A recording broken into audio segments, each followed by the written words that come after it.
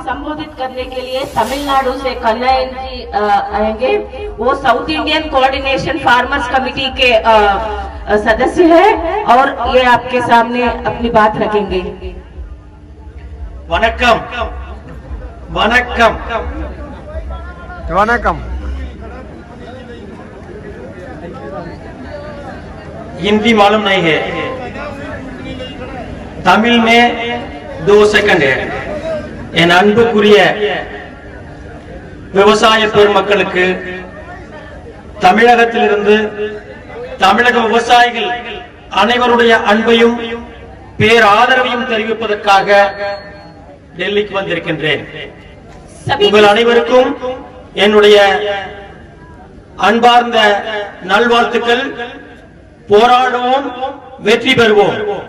போராடுவோம், வெற்றி பெறுவோம்। लड़ेंगे, जीतेंगे। My dear farmers, my name is Kannaiyan Subramaniam, a small farmer from Tamil Nadu. My mother is working there in my farm. I am here with you to share my love, Tamil Nadu people's love and support to the fight, uncompromised fight by the farmers of India. मैं कन्हैयन हूँ, तमिलनाडु में एक छोटा सा किसान हूँ और मेरे माँ अभी जो घर में है वो अभी खेती बाड़ी कर रही है, क्योंकि मैं इस लड़ाई में शामिल हूँ। और मैं इसलिए यहाँ पे आया हूँ कि ये बताने कि तमिलनाडु में भी किसानों की लड़ाई जारी है और हम सभी लोग आपको दाद देते हैं आपकी हिम्मत की और आपके साथ खड़े हैं। A good government to listen to its people. A bad government will listen to people's enemies.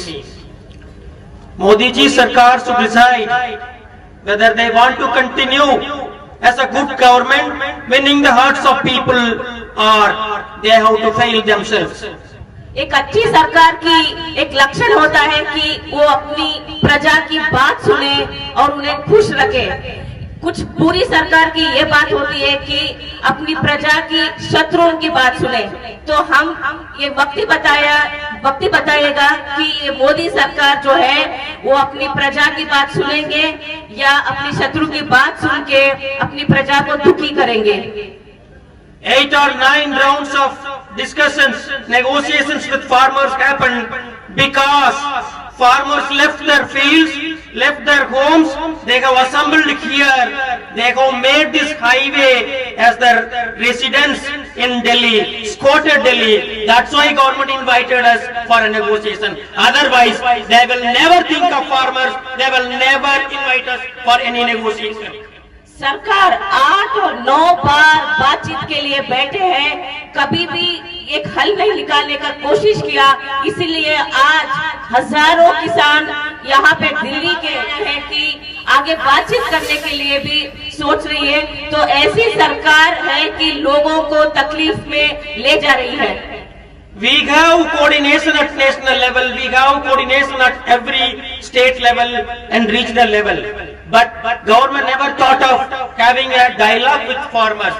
But the industrial houses, the traders consortium always have access to the Prime Minister's office or the concerned ministries. They are always listening to them, and that is reflected in the policy frameworks. Not the farmers' aspirations are reflecting in the farmers, in the government's policies or in the legislations they are bringing in.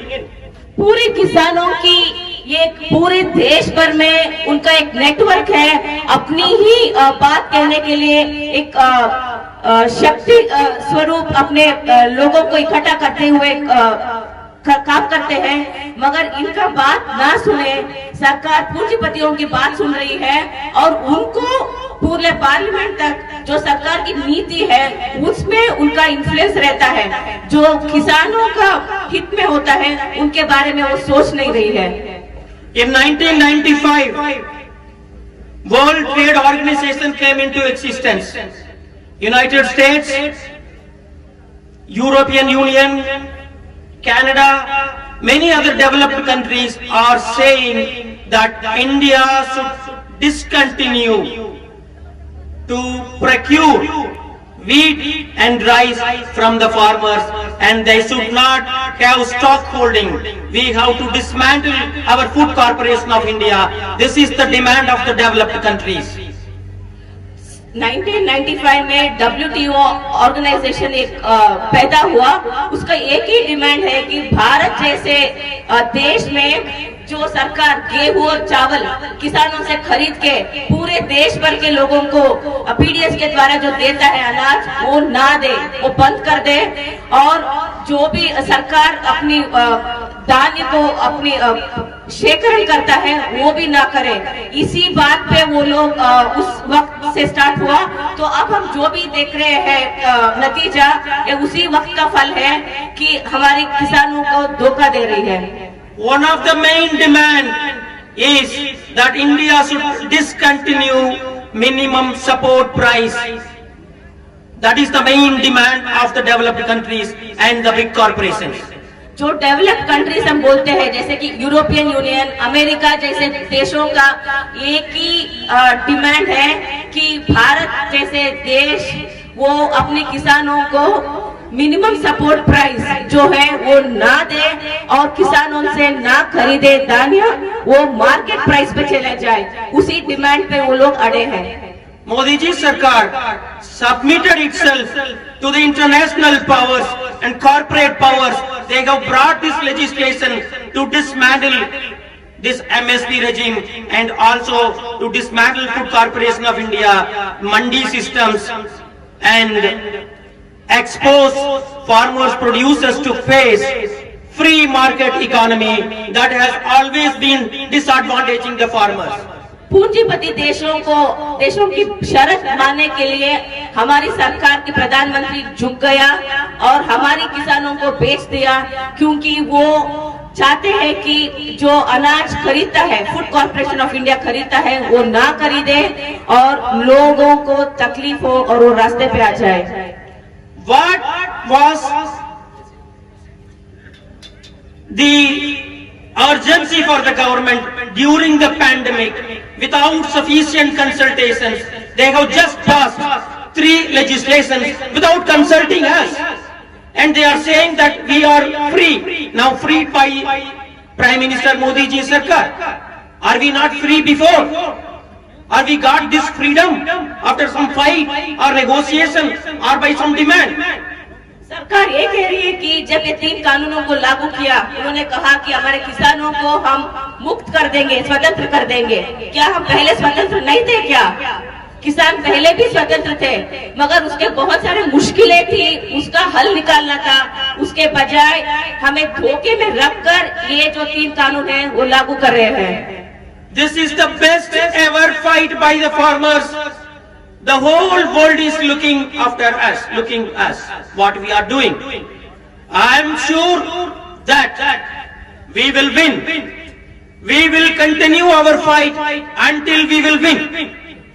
ये पूरे जो लड़ाई है ये विश्व हमें देख रहा है, क्योंकि भारत के किसान कैसे अपने हक के लिए लड़ाई लड़ रही है। और पूरे स्वतंत्र भारत में ये पहली बार है कि एक ऐसी ऐतिहासिक लड़ाई हो रही है कि किसानों आगे रख के अपनी बात मनवाने के लिए ऐसे जिद पे अड़े हैं, क्योंकि वो उनको लगता है कि ये सही है, ये लड़ाई जायज है। It was Subhash Chandra Bose who organized the struggle Delhi Chalo. We are in Delhi. We will never leave Delhi without securing our victory. My party wishes on behalf of Tamil Nadu and Dakshin Bharat farmers community. Thank you very much for the opportunity. आप सबको ये कहना चाहते हैं कि दिल्ली चलो की पहली कॉल दिया था सुभाष चंद्र बोस ने। अब हम लोग दिल्ली में बैठे हैं, हम अपनी बात मनवाएंगे। पूरे तमिलनाडु के किसान, कर्नाटक के किसान, पूरे दक्षिण भारत के किसान आप लोगों के साथ में है। हम लोग भी वहाँ पिछले नवंबर से लेकर लड़ाई जारी रखे हैं। आप लोगों के साथ बेशर्त हम साथ देते हैं। पूरे किसान एक है, हम ये लड़ाई जीत के ही सभी लोग जाएंगे।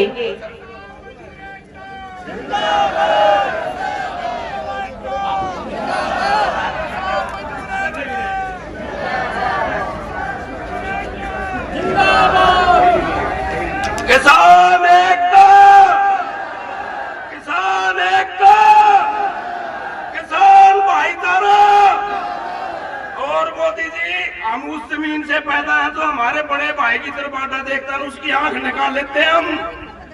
किसान भाईचारा,